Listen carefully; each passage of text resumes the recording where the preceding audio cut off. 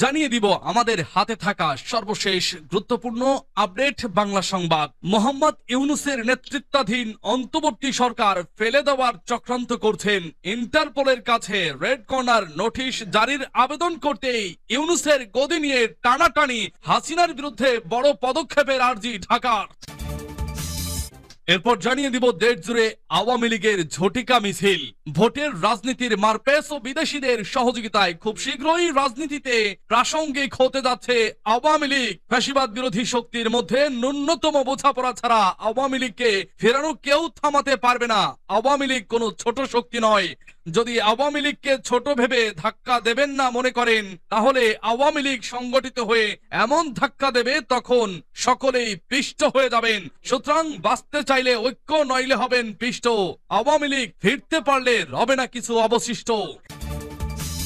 এরপর জানিয়ে দিব যাদের উস্কানিতে মাঠে নামছে আওয়ামী লীগ। এদিকে ট্রাইব্যুনালে একে একে আওয়ামী লীগের বাঘা বাঘা সাবেক মন্ত্রী প্রতিমন্ত্রী সহ 19 জন ট্রাইব্যুনালের সামনে হাজির।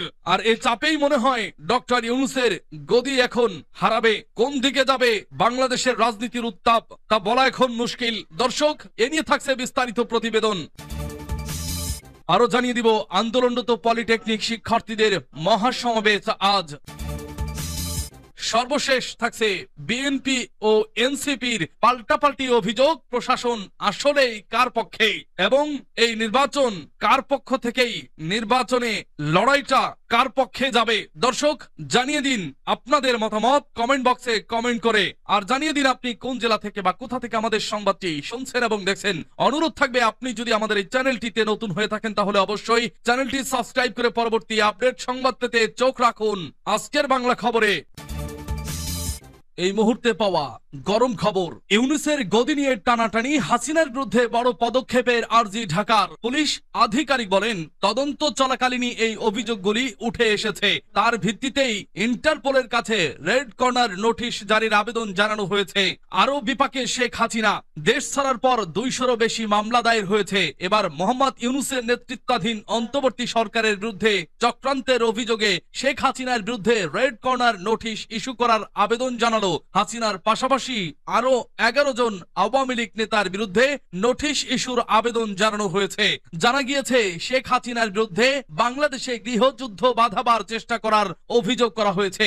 রেড নোটিশের আবেদন গৃহীত হলে ভারত থেকে হাসিনাকে প্রত্যর্পণের ক্ষেত্রে আন্তর্জাতিক চাপ তৈরি হবে বলে মনে করছে ঢাকা। বাংলাদেশ পুলিশের ন্যাশনাল সেন্টার ব্যুরো ইন্টারপোলের কাছে এই আবেদন দাখিল করেছে। আদালতের নির্দেশে এই আবেদন করা হয়েছে। এর পুলিশ আধিকারিক বলেন তদন্ত চলাকালীনই এই অভিযোগগুলি উঠে এসেছে। তার ভিত্তিতেই ইন্টারপোলের কাছে রেড কর্নার নোটিশ জারির আবেদন জানানো হয়েছে।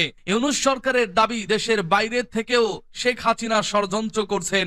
মোহাম্মদ ইউনূসের নেতৃত্বাধীন অন্তর্বর্তী সরকার ফেলে দেওয়ার চক্রান্ত করছেন। এর আগে গত বছরের নভেম্বর মাসে ইন্টারন্যাশনাল ক্রাইম ট্রাইব্যুনালের চিফ প্রসিকিউটর অফিসের তরফেও পুলিশকে বলা হয়েছিল শেখ হাসিনাকে গ্রেপ্তার করার জন্য ইন্টারপোলের সাহায্য নেওয়া হোক। প্রসঙ্গত 2024 সালের আগস্ট মাসে ছাত্র গণ অভ্যুত্থানের মুখে পড়ে দেশ ছাড়তে হয় ফ্যাসিস্ট স্বৈরাচারী শেখ হাসিনাকে। প্রধানমন্ত্রী পদ থেকে ইস্তফা দেন তিনি, ভারতে আশ্রয় নেন তিনি। নোবেল জয়ী মোহাম্মদ ইউনূসের নেতৃত্বে বর্তমানে বাংলাদেশ পরিচালনা করছে অন্তর্বর্তী সরকার। একাধিকবার অন্তর্বর্তী সরকারের তরফে শেখ হাসিনাকে প্রত্যর্পণের জন্য ভারতের কাছে আবেদন জানানো হয়েছে। খুলনায় আওয়ামী লীগের ঝটিকা মিছিল, দেশ জুড়ে আন্দোলন শুরু। এবার বোধহয় আর শেষ রক্ষা হচ্ছে না ডক্টর ইউনূসের। কোন দিকে মোড় নিচ্ছে রাজনীতির উত্তাপ। খুলনায় ঝটিকা মিছিল করেছে আওয়ামী লীগ। রোববার সকালে নগরীর 0 পয়েন্টে মিছিল করছে খুলনা জেলা আওয়ামী লীগের নেতাকর্মীরা। গত 5ই আগস্ট এরপর খুলনায় এটাই আওয়ামী লীগের প্রথম কোনো কর্মসূচি পালিত হলো। ইতিমধ্যে ঝটিকা ওই মিছিলের ছবি ও ভিডিও সামাজিক যোগাযোগ মাধ্যমে ছড়িয়ে পড়েছে। একটি ভিডিওতে দেখা যায় খুলনা জেলা আওয়ামী লীগের ব্যানারে নেতাকর্মীরা বিভিন্ন স্লোগান দিতে দিতে 0 পয়েন্ট এলাকা প্রদক্ষিণ করছে। তবে মিছিলে জেলা আওয়ামী লীগের শীর্ষ পর্যায়ের কোনো নেতাকে দেখা যায়নি। আওয়ামী লীগের নেতাকর্মীরা জানান, গত 5 এপ্রিল সাবেক প্রধানমন্ত্রী শেখ হাসিনার সঙ্গে খুলনা জেলা আওয়ামী লীগের বিভিন্ন স্তরের নেতাকর্মীদের অনলাইনে যোগাযোগ মাধ্যম টেলিগ্রামে সংলাপ অনুষ্ঠিত হয়। তার নির্দেশনা অনুসারে আজ সকালে 0 পয়েন্টে মিছিল করেছে খুলনা জেলা আওয়ামী লীগ। নগরীর 0 পয়েন্টে এলাকাটি খুলনা মেট্রোপলিটন পুলিশের হরিণটানা থানার মধ্যে। এ বিষয়ে হরিণটানা থানার ভারপ্রাপ্ত কর্মকর্তা ওসি মোহাম্মদ খাইরুল বাশার বলেন, হঠাৎ গাড়ি থেকে নেমেই ঝটিকা মিছিল করে পালিয়ে গেছেন আওয়ামী লীগের নেতাকর্মীরা। সকালের দিকে হওয়ার সে সময় রাস্তাঘাট অনেকটা ফাঁকা ছিল। পুলিশ মিছিলকারীদের আটক করতে তৎপর আছে। এদিকে খুলনায় আওয়ামী লীগের মিছিল নিয়ে নিজের ফেসবুক পোস্ট দিয়েছেন গণ অধিকার পরিষদের সাধারণ সম্পাদক রাশেদ খান। ফেসবুকে পোস্টে তিনি লিখেছেন, খুলনায় আজকে সকাল 7টায় আওয়ামী লীগ বিশাল মিছিল করেছে। দিন যত যাচ্ছে আওয়ামী লীগের মিছিলের সারি তত বড় হচ্ছে। সরকারের সাথে রাজনৈতিক দলগুলোর দ্রুত ভোটের রাজনীতির মারপ্যাচ ও বিদেশিদের সহযোগিতায় খুব শীঘ্রই রাজনীতিতে প্রাসঙ্গিক হতে যাচ্ছে। আওয়ামী লীগ ফ্যাসিবাদ বিরোধী শক্তির মধ্যে ন্যূনতম বোঝাপড়া ছাড়া আওয়ামী লীগকে ফেরানো কেউ থামাতে পারবে না। আওয়ামী লীগ কোনো ছোট শক্তি নয়। যদি আওয়ামী লীগকে ছোট ভেবে ধাক্কা দেবেন না মনে করেন, তাহলে আওয়ামী লীগ সংগঠিত হয়ে এমন ধাক্কা দেবে তখন সকলে পিষ্ট হয়ে যাবেন। সুতরাং বাঁচতে চাইলে ঐক্য, নইলে হবেন পিষ্ট। আওয়ামী লীগ ফিরতে পারলে রবে না কিছু অবশিষ্ট। যাদের উস্কানিতে মাঠে নামছে আওয়ামী লীগ, গণ অভ্যুত্থানে দেশ ছেড়ে পালিয়ে যান শেখ হাসিনা, ফলে দীর্ঘ 15.5 বছরের স্বৈরশাসকের অবসান ঘটে। হাজারো শহীদের রক্তের ওপর দাঁড়িয়ে ফের বড় ফ্যাসিস্ট হয়ে ফিরে আসার জানান দিচ্ছে আওয়ামী লীগ। এমনকি এখন তারা দেশের মধ্যে সংগঠিত হতে শুরু করেছে। মাঝে মধ্যে রাজধানী ঢাকা সহ দেশের বিভিন্ন স্থানে ঝটিকা মিছিল করছেন তারা। প্রকাশ্যে সমাবেশ করার প্রস্তুতি নিতে গোপনে জড়ো হচ্ছে। একই সঙ্গে বর্তমান অন্তর্বর্তীকালীন সরকারের বিরুদ্ধে নিয়মিত বক্তৃতা বিবৃতি দেওয়া অব্যাহত আছে। শুরুর দিকে আওয়ামী লীগের মিছিলে অংশ নেওয়া নেতাকর্মীরা সংখ্যায় কম থাকলেও ক্রমেই তা বড় হচ্ছে।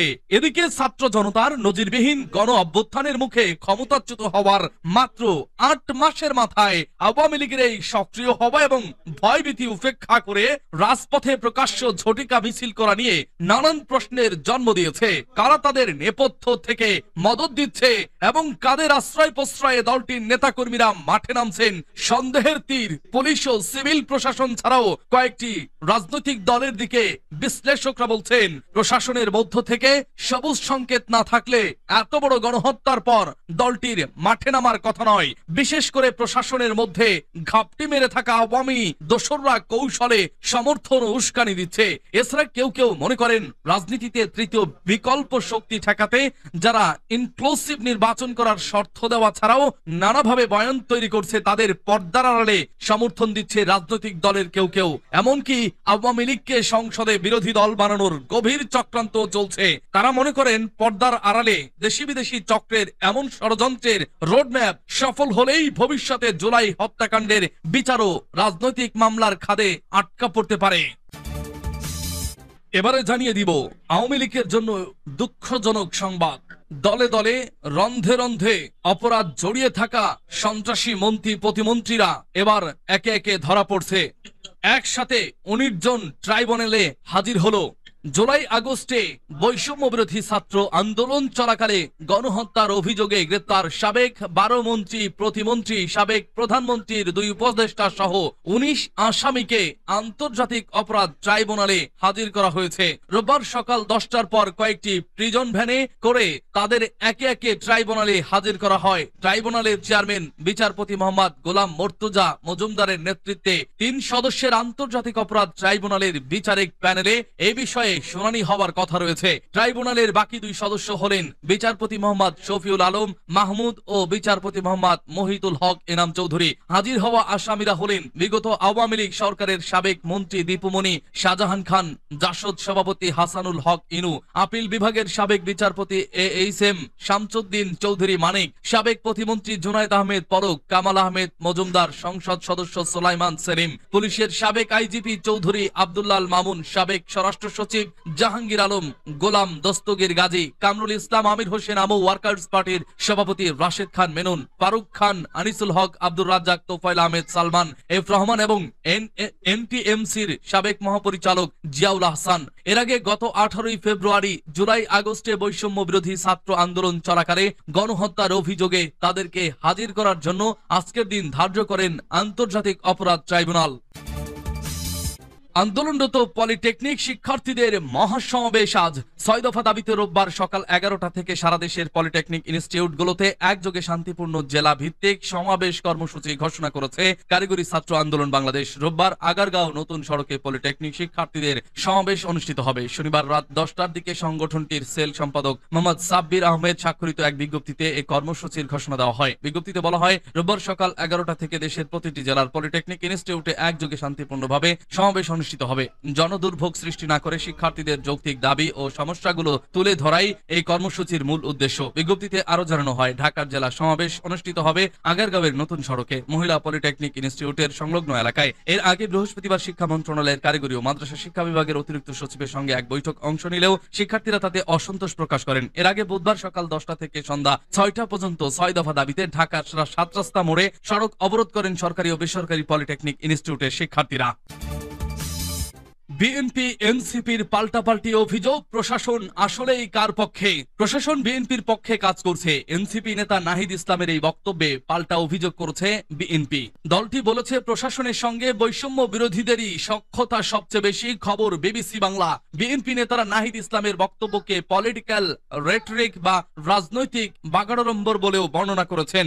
জুলাই গণ অভ্যুত্থানে ছাত্র নেতৃত্বের দল জাতীয় নাগরিক পার্টির এনসিপি আহ্বায়ক নাহিদ ইসলাম বলেছেন, বাংলাদেশের অনেক জায়গায় প্রশাসন এখন বিএনপির পক্ষে কাজ করছে, তাই এ ধরনের প্রশাসনের অধীনে নির্বাচন করা সম্ভব নয়। গত বুধবার ঢাকায় সফররত যুক্তরাষ্ট্রের দুজন উপসহকারী পররাষ্ট্রমন্ত্রীর সঙ্গে বৈঠকের পর সাংবাদিকদের কাছে ওই বক্তব্য দেন নাহিদ ইসলাম। নাহিদ ইসলাম নিজেও কিছুদিন আগে বাংলাদেশের অন্তর্বর্তী সরকারের উপদেষ্টা ছিলেন। তিনি উপদেষ্টার পদ থেকে পদত্যাগ করে দলের নেতৃত্বে এসেছেন। এখন তিনি প্রশাসনের নিরপেক্ষতা নিয়ে প্রশ্ন তুলছেন। এছাড়া এমন এক প্রেক্ষাপটে এনসিপির এই নেতা এই ধরনের বক্তব্য দিলেন যখন নির্বাচনের সময় রাজনৈতিক দলগুলোর ভিন্ন ভিন্ন অবস্থান দৃশ্যমান হচ্ছে। বিশেষ করে বিএনপির সঙ্গে এনসিপির সংস্কার ও নির্বাচন প্রশ্নে বিপরীত অবস্থানের বিষয়টি বিভিন্ন সময় প্রকাশ পেয়েছে দল দুটির নেতাদের বক্তব্যে। এখন এনসিপি নেতা নাহিদ ইসলাম প্রশাসনকে বিএনপির পক্ষে কাজ করার অভিযোগ তুললেন। তার এই বক্তব্যে সামাজিক মাধ্যমে যেমন আলোচনার সৃষ্টি করেছে, প্রতিক্রিয়া হয়েছে রাজনৈতিক অঙ্গনেও।